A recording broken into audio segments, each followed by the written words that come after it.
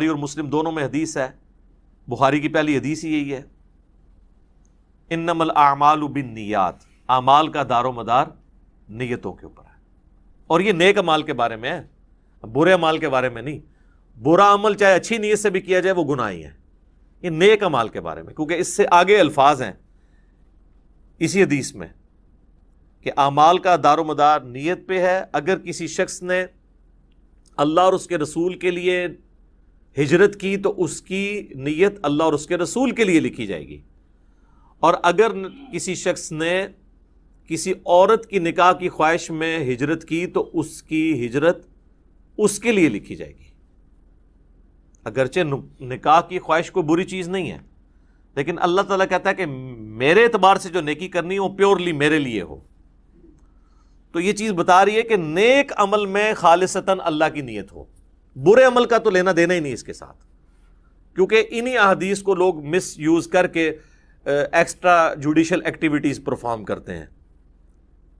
ہمارے مولویوں کے ورغلائے ہوئے لوگ بھی اور ہمارے بعض ریاستی اداروں کے ورغلائے ہوئے لوگ بھی، اور کہتے ہیں جی نیت تو ہماری اچھی تھی، اگرچہ کام برا کر دیا، بندہ مار دیا، خیر اللہ تعالیٰ معاف کرے گا. نہیں، تو میری اس کے اوپر پہلے سے ویڈیوز آ چکی ہوئی ہیں. آپ یوٹیوب پہ جا کے لکھیں ایکسٹرا جوڈیشل کلنگ ان اسلام، جو یہ آپ کو پتہ ہے سائیوال انسیڈنٹ ہوا تھا، اس پہ میں نے یہ ساری پھر چیزوں کو بریف بھی کیا تھا قرآن اور احادیث کی روشنی میں. تو یہ نیک عمال کے بارے میں ہے کہ اگر وہ نیک عمل اچھی نیت سے ہوگا، اللہ کے لیے ہوگا تو اجر ملے گا، اور اگر اللہ کے لیے نہیں ہے تو اجر 0 سے ملٹیپلائی، ختم. اسی کو سپورٹو وہ صحیح مسلم کی حدیث ہے کہ اللہ تعالیٰ تمہاری شکلوں اور مال کو نہیں دیکھتا، دلوں اور اعمال کو دیکھتا ہے.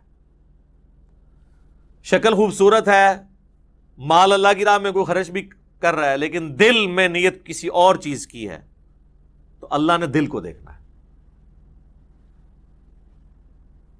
اور پھر اعمال بھی اچھے ہونے چاہیے، اس چیز کو بھی دیکھنا ہے اللہ تعالیٰ نے. اسی کو سپورٹو صحیح مسلم کی ایک اور حدیث جو میں نے کئی دفعہ بیان کی ہے، قیامت والے دن اللہ تعالیٰ کی بارگاہ میں ایک شہید، ایک قرآن کے عالم اور ایک سخی کو پیش کیا جائے گا. اللہ تعالیٰ شہید کے سامنے اپنی نعمتیں گنوائے گا اور پھر پوچھے گا کہ تجھے میں نے اتنا کچھ دیا، اس کے بدلے میں تو نے کیا کیا؟ وہ کہے گا یا اللہ جان ہی تو تھی، تیرے لیے دے دی. واقعی یہ تو بات حقیقت ہے کہ انسان سب سے زیادہ کسی کے لیے یہی کر سکتا ہے کہ اپنی زندگی دے دے. تو اللہ تعالیٰ فرمائے گا کہ تم نے جان اس لیے دی کہ لوگ تمہیں بہادر سمجھے، تو دنیا میں تمہیں تمہارا اجر مل چکا ہے. پھر اللہ تعالیٰ اسے اوندے منہ گھسیٹ کر جہنم میں پھینک دے گا. اللہم اجرنا من النار، آمین. پھر ایک قرآن کے عالم کو بلایا جائے گا. اللہ تعالیٰ فرمائے گا میں نے تجھے قرآن کا علم دیا تو اس کے بدلے میں تو نے میرے لیے کیا کیا؟ تو کہے گا یا اللہ میں اتنے لوگوں کو قرآن سکھاتا تھا تیری رضا کی خاطر، علم سکھاتا. تو اللہ تعالیٰ فرمائے گا کہ تم نے یہ سب کچھ اس لیے کیا کہ لوگ تمہیں قرآن کا عالم کہیں، قاری کہیں، اور آج کے دور کے اعتبار سے تیرے نام کے پیچھے بھی 10 دمیں لگی ہوں اور آگے بھی 10 دمیں لگی ہوں. دیکھا نہیں آپ نے علماء کے اشتہاروں پہ نام اتنے مشکل الفاظ لکھے ہوئے ہوتے ہیں، حالانکہ وہ الفاظ بھی شرما رہے ہوتے ہیں کہ کس کے ساتھ لگا دیا. تو تجھے دنیا میں کافی لوگوں نے تیری تعریف کی ہے، میرے ہاں تیرے لیے کوئی اجر نہیں، تو اجر دنیا میں لے چکا ہے جس مشہوری کے لیے تو نے کیا تھا. تو اوندا منہ کر کے دوزخ میں اسے بھی پھینک دیا جائے گا. پھر اللہ تعالیٰ ایک سخی کو بلائے گا کہ تجھے اتنا مال دیا، تو نے میرے لیے کیا کیا؟ وہ کہے گا یا اللہ میں نے تیری راہ میں جو موقع بھی تھا، جس موقع پہ تو خوش ہوتا تھا میں نے وہاں خرچ کیا. غریبوں پہ بھی خرچ کیا، مسجد کے اوپر بھی لگا دیا، مدارس کے اوپر بھی لگوایا، اور کئی ایک یتیم خانے کھول دیے، مسجد کی ٹوٹیوں کے اوپر نیم پلیٹ بھی اپنے نام کی لگوائی. آج کے دور کے اعتبار سے میرے محلے کے نمازیوں سے بھی تو پوچھ سکتا ہے. تو لیکن یہ سارے دھوکے تو نمازیوں کو ہی دیے جا سکتے ہیں، ایون فرشتے بھی دھوکے کھا جاتے ہیں کیونکہ وہ بھی ظاہری عمل دیکھ رہے ہوتے ہیں. تو at the end of the day حساب تو اللہ نے لینا ہے. اللہ فرمائے گا تو نے یہ جو تیرے نامہ مال میں گرچہ نیکیاں لکھی ہوئی ہیں، لیکن یہ نیکیاں فرشتوں نے لکھی ہیں، بندوں کی نظر میں ہے، میری نظر میں تو نہیں ہے، کیونکہ تو نے سب کچھ لوگوں سے تعریف کے لیے کیا کہ میرے دسترخوان سے اتنے لوگ کھاتے تھے، میرے ہاسپٹل سے اتنے لوگ علاج کرواتے تھے، تو میرے حضور تو اس کا کوئی اجر نہیں ہے.